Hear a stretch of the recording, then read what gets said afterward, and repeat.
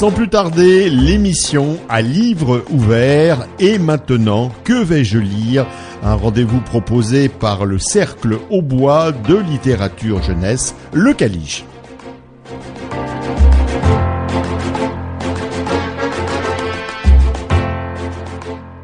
Bonjour, Anne-Marie et moi sommes ravis de vous retrouver pour vous communiquer nos coups de cœur en littérature jeunesse. Nous n'en manquons pas de coups de cœur et de lecture, et c'est toujours pour vous faire partager notre plaisir. Aujourd'hui, l'album que je vous propose s'intitule Caruzzo. L'auteur-illustrateur a né May Angeli, et c'est édité chez les éditions des éléphants. Bah oui, ça existe, en 2018, édition, oui. Ouais. Mais c'est un livre intéressant. Le vent soufflait si fort qu'il fit tomber le corbillard, pardon. Je commence à parler de corbillard. Non, c'est noir aussi, mais c'est un petit corbeau, le corbillard du nid. Ah, le corbillard.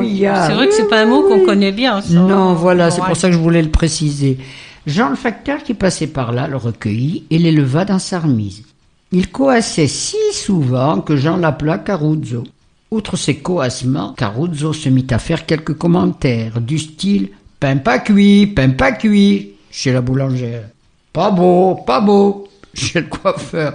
Et comme Caruzzo accompagnait Jean dans tous ses déplacements, les commentaires de Caruzzo n'étaient pas du goût de tout le monde. Oui, ça me fait penser à un certain Astérix Obélix et les marchands de poissons, entre autres. Pas frais, mon poisson. Allez. Tout en coloris ouaté, nuancé, l'illustration met en valeur le récit. Et les nombreux dialogues le rendent très alerte. Ce matin-là, le vent soufflait si fort dans les branches que le corbillard tomba du nid. Ouille! Jean le facteur qui passait par là et l'avait entendu, il l'a ramassé. Pauvre petit, t'as pas été blessé? Délicatement, il l'avait déposé dans sa sacoche. Après la distribution du courrier, Jean l'avait présenté à Jeanne la postière. « Oh, qu'il est vilain! Il va me salir partout! Mets-le dans la remise !» Dans la remise, Jean avait soigné sa patte et préparé un lit confortable tapissé de paille et de laine. Au fil des jours, le corbillard reprenait des forces. Jean lui apportait des vers de terre, des limaces et d'autres friandises. Des croquettes aussi, et ça énervait la chatte Lily. Il n'était jamais rassasié. Dès qu'il entendait des pas sur le gravier, il croassait d'impatience.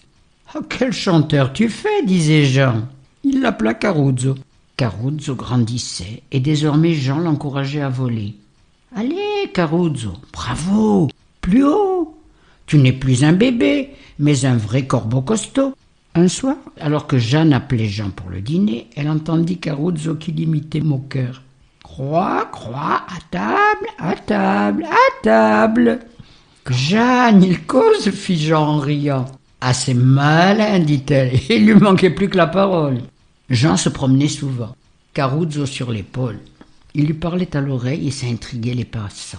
Alors l'oiseau s'envolait, faisait un tour avant de reprendre sa place.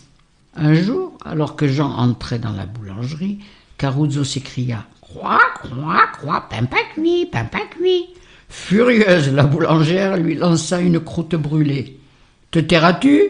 Il est pas cuit celui-là ?» Dans un looping fantastique, Caruzzo saisit la croûte sous les yeux de la clientèle amusée.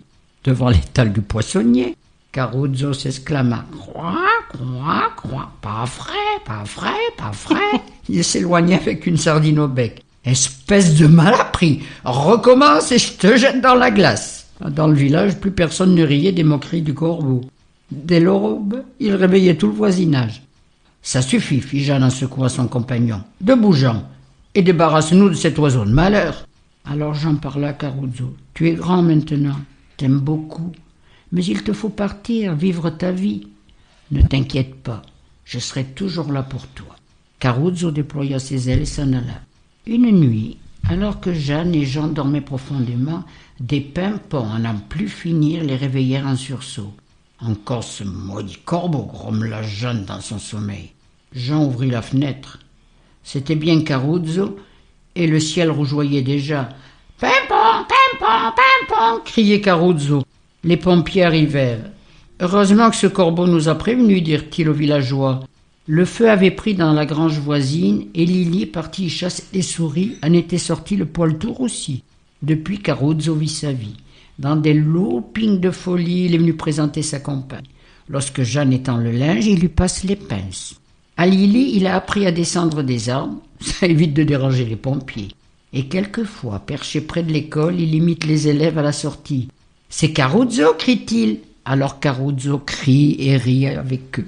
C'est vraiment marrant, ça me fait penser à mon grand-père qui avait un arrière-grand-père qui avait un perroquet, lui. Ah oui. Et il tenait un bistrot, l'arrière-grand-père. Et ce perroquet, il était inimitable parce qu'en plus il parlait le catalan. Il parlait quand même. Oui, il parlait quelques mots. Et quand il y avait un nouveau client qui rentrait, tous les habitués attendaient que le client reparte. Parce qu'au moment où il repartait, le perroquet en catalan lui disait, en catalan, je vais vous le dire en français, il lui disait « T'as pas payé !»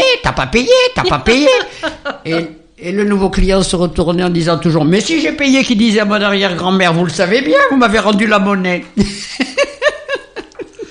Il est resté pendant des années au musée On en voit de moins sciences maintenant. naturelles. C'est dommage, hein. Empaillé ce coup-ci. Un peu moins bruyant, c'est sûr. Voilà, plus du tout. Bon. Allez, venez voir Nico. Nico, j'ai 30 ans dans mon verre. C'est un petit roman d'Hubert Benkenmoun, illustré par Régis Valère. C'est un roman de la collection D-School de chez Nathan. Je vous en ai déjà parlé une première fois. C'est une collection qui, par sa mise en page et sa signalétique colorée, permet une plus grande autonomie de lecture aux enfants encore un peu fragiles en lecture ou même un peu dyslexiques. Hésitant. Oui, peut-être un tout petit peu plus, même encore. Et les librairies et la bibliothèque en particulier de Sainte-Savine proposent de cette collection. Moi, celle de chez Nathan me semble un peu moins pédagogique. Donc lecture plus agréable. Oui, ce sont plutôt des auteurs de jeunesse qui ont écrit, voire réécrit leurs livres pour qu'elles paraissent dans cette collection. Donc c'est vraiment quelque chose qu'il faut aller voir, qu'il faut proposer aux jeunes qui ont un petit peu plus de mal à entrer dans la lecture. Ce qui n'empêche pas à d'autres moments d'avoir des lectures partagées avec un adulte de romans un peu plus construits ou un peu plus lourds, mais c'est une bonne démarche. Je pense que on a tous autour de nous des enfants un peu en difficulté peut-être. Et oui, j'approuve. C'est une bonne solution. Donc voilà, je sais que Seine-Savine, c'est elle qui m'a prêté, donc je suis sûre qu'elle en a. Et il y a d'autres bibliothèques, et puis la librairie aussi, qui se met à en acheter pour répondre à ces besoins-là. Pour le plaisir de n'importe quel enfant. Voilà, c'est le plaisir d'avoir son livre à soi et le lire un peu tout seul, quoi. Donc la lecture est bien aménagée. Donc dans ce fameux Nico, peut-être que ça parlera aux plus anciens, entre guillemets. Le moment de la cantine où chacun regardait au fond de son verre ce qui était écrit, il y avait des verres Pyrex sur les tables de cantine. Il y avait toujours un chiffre. Donc c'était, voilà, on disait j'ai 30 ans, j'ai 20 ans, j'ai 25 ans. Ah d'accord. J'ai bien eu les verres de Pyrex, mais il n'y avait pas de description dans le mien. Eh ben écoute, tu regardes, je sais pas si ça existe encore, mais cette fois, dans la cantine que fréquentent Nico et ses copains, il existe. Et les enfants en ont fait un jeu, c'est-à-dire celui qui a le plus petit chiffre au fond de son verre, c'est lui qui débarrassera la table de cantine. Bon, c'est une idée comme une autre. Oui, sauf que cela tombe toujours sur Nico. Oui, alors ça, c'est pas bien. Et il se pose des questions.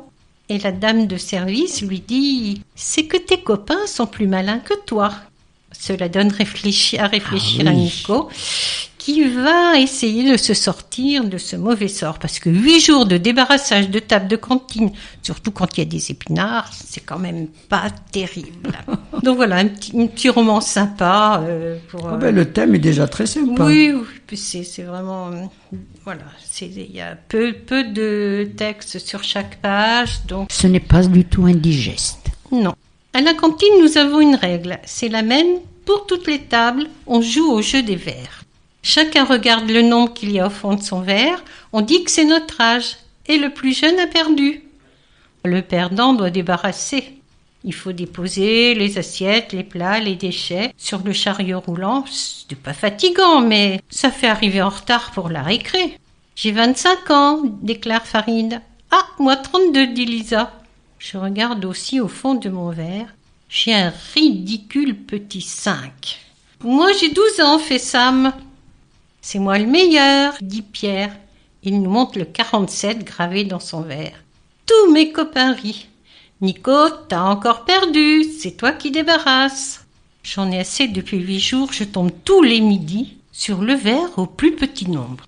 Mes copains foncent dans la cour et moi je reste devant les assiettes. Et le reste du plat d'épinards, c'est une purée verte, personne n'a aimé. J'empile les assiettes, je rassemble les couverts, je retarde le moment de m'occuper du plat burk. Natacha, la dame de cantine, nettoie les tables. C'est encore toi qui débarrasses, Nico? Je n'ai pas de chance à la loterie des verres. Natacha prend un air mystérieux en essuyant les tables. C'est que tes copains sont plus malins que toi. Plus malins et plus rapides. Est-ce qu'elle veut dire que mes copains trichent pour me laisser débarrasser? Natacha me met un esquimau sous le nez. Tiens, Nicolas, pour te récompenser, prends cette glace à la vanille. Allez, file en récré. Je finirai de nettoyer, dit-elle. C'est sympa. J'adore la glace à la vanille. Mais je déteste l'idée que mes copains trichent pour me faire perdre. Je dois découvrir la vérité. Si vous voulez découvrir la vérité, vous reprenez ce petit roman pour 7-8 ans d'Hubert Ben-Kiboun, qui est quand même un auteur jeunesse reconnu. Oui, puis l'illustration est sympa. Oui, les teintes sont vives, colorées, et la bouille des gamins est vraiment sympa. Ouais. C'est moins pédagogique que d'autres collections. Il y a un peu plus de littérature dedans, un peu moins de... Donc c'est la lecture plaisir. Voilà, c'est la meilleure. Ça, c'est génial. Allez. Eh bien, écoutez, plongez-vous, vous aussi, dans ces 2 livres que nous vous avons proposés aujourd'hui. Et si vous avez oublié les titres, allez vite voir sur notre page Facebook. Très bonne fin de semaine et à bientôt. Au revoir.